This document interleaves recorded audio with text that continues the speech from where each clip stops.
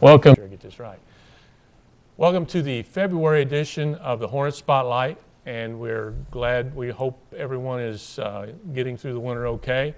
And we are here today with an alumnus. I think I remember back in September, I promised a gentleman from the class of '67, and those plans kind of fell through, and here we are in February, but we finally got him. And all the way from Phoenix, Arizona, from the class of 1967, Mr. Nick Davis has been selected by the Renaissance Committee as our Alumnus of the Month for February in the year 2010. So congratulations, Nick, and thanks for coming in and visiting with us. Thank you, Randy. Appreciate it. We just checked the board before we came in. We think you're the second member of your class to be in. I believe it was Benny Lewis. Benny Lewis, yes. Was the first one, and Benny is a proud resident of Beech Grove High School, sent some fine sons through the high school, and very proud supporters of Beech Grove. You, on the other hand, come a long way from Phoenix, so we're going to backtrack just a little bit. Okay. And first of all, we'll go back to your Beech Grove days, and we'll figure out how you got from Beech Grove, Indiana, to the little more comfortable climate of Phoenix, Arizona.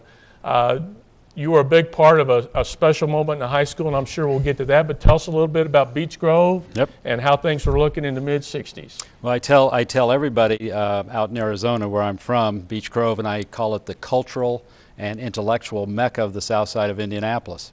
Still is. Still is. But born in St. Francis Hospital. That was a second claim to fame. For those that don't know it, the actor Steve McQueen was also born at St. Francis Hospital, so I have that as a claim to fame. But with the exception of my first grade year, which I attended at Emerson Grade School in Muncie, Indiana, kind of close to your old stomping grounds, second grade all the way through, I attended Beech Grove schools. So long history here. My parents were 1942 graduates of Beech Grove High School. I have an older brother, graduated in 1965, and then I have two younger brothers and a younger sister that also graduated from Beech Grove. So you're all Grovers? All Grovers. Any of them still around here? My youngest brother, Chris, is still here, lives on North 11th Street. And then my older brother doesn't live here, but he lives up in Fishers, Indiana. My sister is also in the metropolitan Phoenix area. And I have a brother, John, that right now is living in Taos, New Mexico. Okay, so either here or the Southwest. Yes. And you mentioned before we came on air that the middle of your junior year is when you came into this bright, shiny new school building. Absolutely. And how was that received among the kids? Now, if I've done enough of these, I think I'm remembering a little bit. This was kind of out in the country at that point in time. At that time, the Olympia Club was the only facility here, and so this was out of the downtown area, quote unquote. But we going through junior high school, we were on a split shift. The high school would attend classes in the morning. The junior high would attend classes in the afternoon. So it was a little unusual. The schedules were flip-flop. We would have football practice at the junior high level in the morning, basketball in the morning, and all that. So as we got out of that overcrowded situation and they opened this facility up for the second semester in 1966, it was a blessing. And everyone was kind of anxious to get out in the country and see what the big hoo-ha was. Oh, absolutely. Brand new facility, and boy, it was at that time was just state-of-the-art stuff, and just something of great pride for everybody. And it is still obviously a great source of pride for this community. Yes. And all the people who have gone through here. Now, do you remember what the enrollment was when you guys opened the doors Why, here? that's I'm trying to think. I think I had a graduating class of about 250 or 260, and so we were, somewhere over 500, between maybe 550 to 650. Okay, and at that time it was just 3 grades, or did all 4 come out here? Yeah, boy, that's a good question. I don't recall. That's too long ago. It's been a while. Now, you were a part of one of the biggest athletic moments in Beech Grove High School history. Absolutely. From what people tell me, and I know that's got to be one of your best memories. if you would talk about that a little bit, and anything else that comes to mind as things or people that you remember from your high school days that influenced where you went. Sure. Well, being a double history major and a former high school history teacher, just to back it up a little bit, a couple of things. We always went to the Southport sectional, and during the days of with the junior high and freshmen, we would play the Southport junior high schools. At that time, it was Perry Central and Perry East. Never beat them in anything. They beat us in football. They beat us in basketball. So to go to Southport sectional and to win that sectional and to beat the host Southport Cardinals was an unbelievable moment. And if you back up the year before that sectional, the state champion, Indianapolis, Washington, came out of that sectional, and that year there were 6 teams at that sectional in the top 25 in the state. It was a very tough sectional to come out of. It was loaded. Loaded, absolutely loaded. And that was back in the days before we got soft, where everybody competed under one hat. Absolutely. And it didn't matter. Yeah. You obviously, well, you didn't mention it, but tell us the results of the sectional and how you went on. And I still hear, I heard you telling the story of the regional. That story evidently, yeah. And everyone in Beech Grove knows that was at that game because they tell the same exact story about it. Yeah. Well. So we'll let our listeners hear it again. Well, I was very close to Coach Leffler until his passing recently, and we shared stories. And then even when I coached high school basketball in Shelby County, Coach Leffler was an administrator at Pike High School, but also on the IHSAA board, and was down to see my teams play a couple times. And we reminisced about that year. And early in the year, not all the cylinders were hitting at the same time. But as the year progressed, a starting lineup was solidified and a rotation came into play, and we really started to play well the second half of that year. We played Indianapolis Howe the latter part of the year at their place. Howe was ranked #1 in the state. They beat us 54-51. And so coming into the regional, we paired up with Indianapolis Howe again in the second game that afternoon at Hinkle Fieldhouse. So we felt like we could play with them, and it was a nail-biter all the way through, and we ended up upsetting Howe in the afternoon game by one point, knocked off the #1 team in the state. And then we played Indianapolis Tech that evening. Tech had knocked off Mooresville in the first afternoon game at Hinkle. Actually, we led that game most of the game, and they had a deeper bench, very good team, and they got us in the latter half of the third quarter and fourth quarter, and they knocked us out of the state tournament. Tech went on to be the runner-up in the state that year, losing the final game to Michigan City Elston. So it was a memorable 2 weeks. Yeah, I'm sure it was. And I can. Your eyes kind of lit up while you were talking about that. Those memories never go away. Yeah. You graduated '67.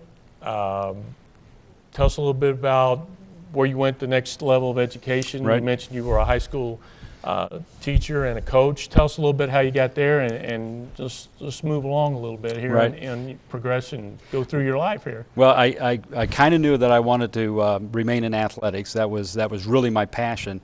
I had some offers to play at smaller schools, but decided to attend Indiana State University and go into teaching and coaching. And then progressed through that, did my student teaching under Tom Jones, who was then the head basketball coach at Center Grove High School, and a Speedway High School graduate. And so I knew of Tom Jones as a kid growing up in Beech Grove and watching football and basketball games. So I knew him.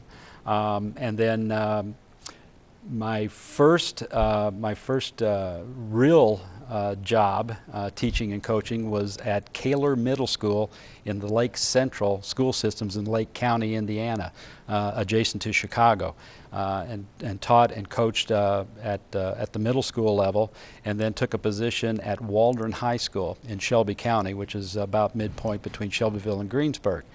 Mm-hmm. At that point, I knew I really wanted to coach collegiately. And in the summer of 1978, I interviewed with Coach Knight at Bloomington to come on board as a volunteer assistant coach. That didn't work out, but I had met through a family friend and another coach, Joe Sexton, who had just taken the head coach at Butler. And so I went in to talk to Coach Sexton, and he opened me with welcome arms, and I came in as a volunteer coach in 1978 at Butler, and spent 10 years there, eventually holding positions as assistant men's basketball coach. I was the director of tennis, so I coached both the men's and the women's tennis teams at Butler, director of intramurals and recreation, and then I taught 6 hours each semester in the College of Education. So just getting back, I actually started my coaching career in the summer of 1968, the summer between my freshman and sophomore year at Indiana State. Coach Dave Van Horn was running the junior baseball program and needed a couple of coaches. And so he recruited Bill Johnson and myself in 1968, and we coached a C-level team down in South Grove.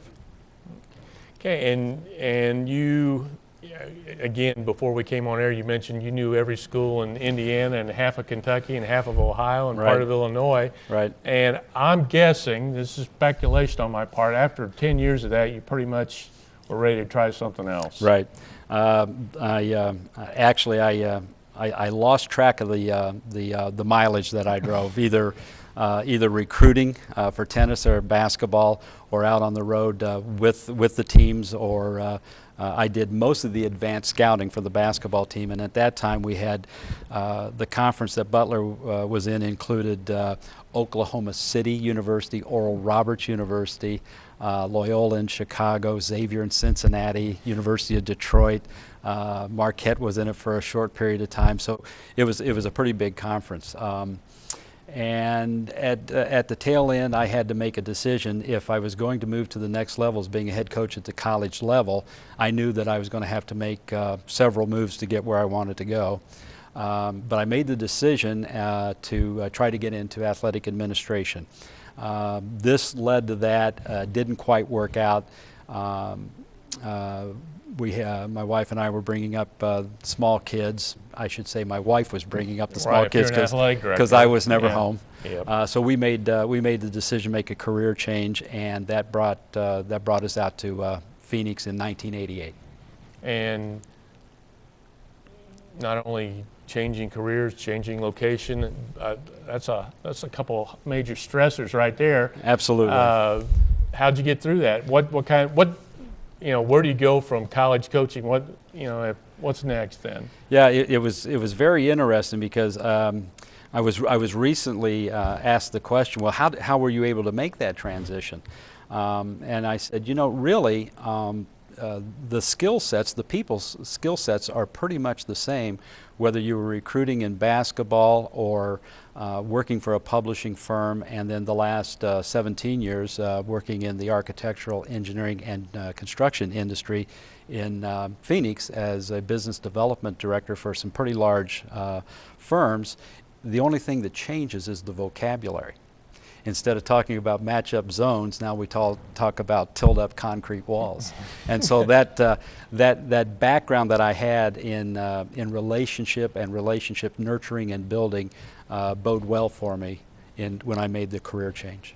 And the bottom line, recruiting is sales. That's you're all. You're trying to sell yourself, and That's you're trying right. to sell your institution, and so it is a natural thing, and that's worked out well. your business, you mentioned you're beginning to step out into your own Yep. little niche of it. Tell Right. us a little bit about that. How Well, that's my wife and going. I made the decision. I'm 60 years old right now, and kind of twofold. Looking immediately, I wanted to take more control of what I was doing instead of answering to a large corporation. So I had done that, and then looking down the road, I know I'm just not the type to sit around and do nothing. So I'm probably never really going to ever fully retire, but I will probably semi-retire, and I wanted something to fall back onto.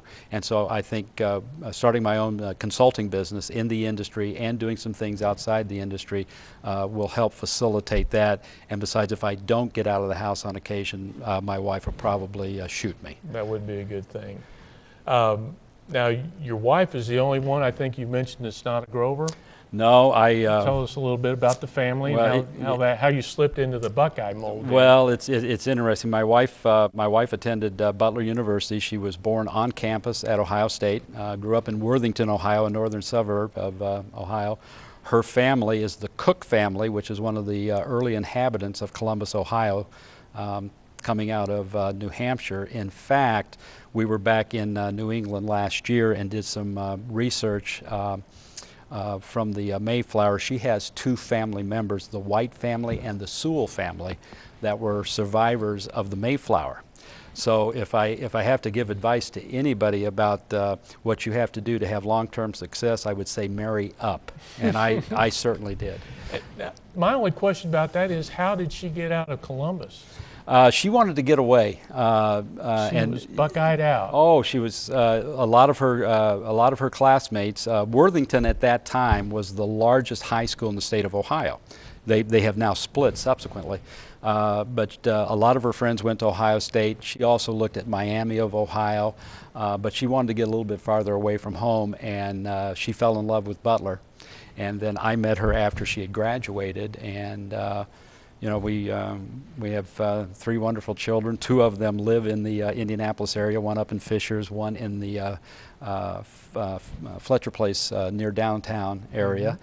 And then the baby of the family is still living with us out in Phoenix, working to secure his PGA books. He wants to go on the business side of golf, so he works at a private golf club in North Scottsdale, and finishing up his undergraduate degree.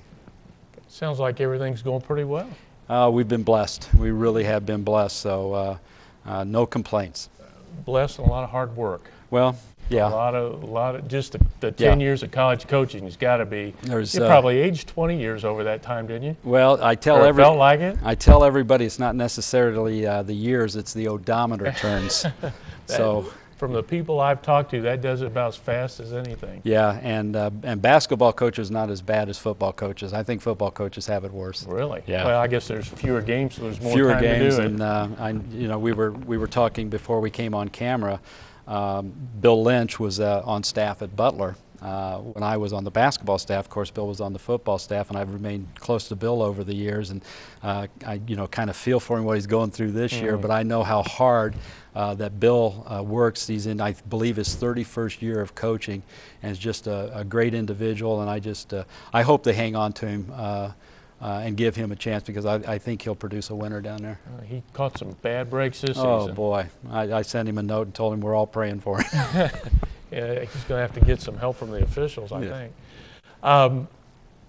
You look back, you've obviously had a very successful life in just about every way you can think of. Your family's going great. You've had a very, in spite of the similarities, a very diverse professional life. Is there anything that you would say to a student in high school now, especially to an athlete? Because we have a lot of kids here who are thinking about going, you know, college athletics sounds like a pretty good deal. What kinds of advice would you give to that kind of kid, right? You know, as a recruiter, what are you looking for? As a matter of fact, we had this discussion this morning with a student. Yeah, it's you got the experience. Tell us a little bit about that. You know, with the way things change so quickly. I know I attended a seminar a couple of years back with one of the professional organizations that I belong to in Arizona, and the gentleman that presented was a gentleman out of Canada named Dr. Nick Bonas, and he was an intellectual expert. First question he asked, He says, do you know how quickly knowledge doubles? And I took a guess. I wasn't even close. At that time, knowledge doubled every 13 hours. So you go to bed and you wake up dumber than when you went. So if you don't stay on top of things, I think the biggest recommendation or suggestion I can give, and I do a lot of mentoring for younger people in our industry. That's my teacher fix, by the way, since I've been out of teaching and coaching for 20-some years. Now you never get out of that. Yeah, I tell them, there's an old saying, read to lead.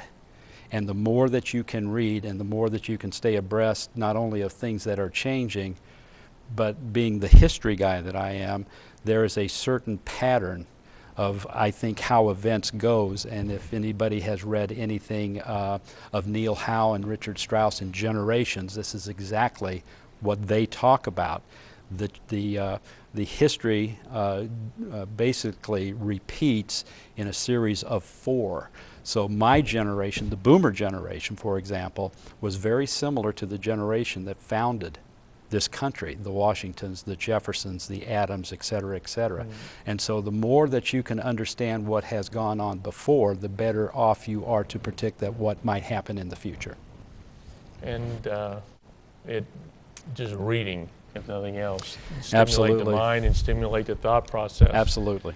I would like, Tim, you caught me off camera there, but present you with this plaque.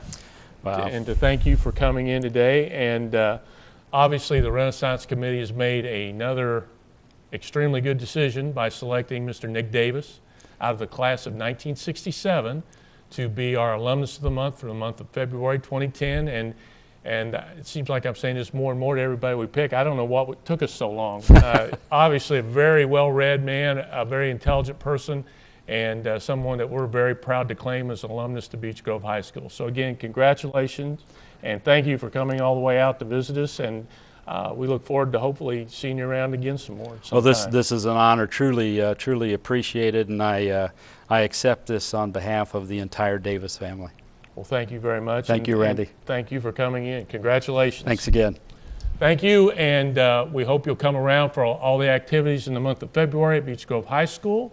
And thank you for watching this edition of the Hornet Spotlight.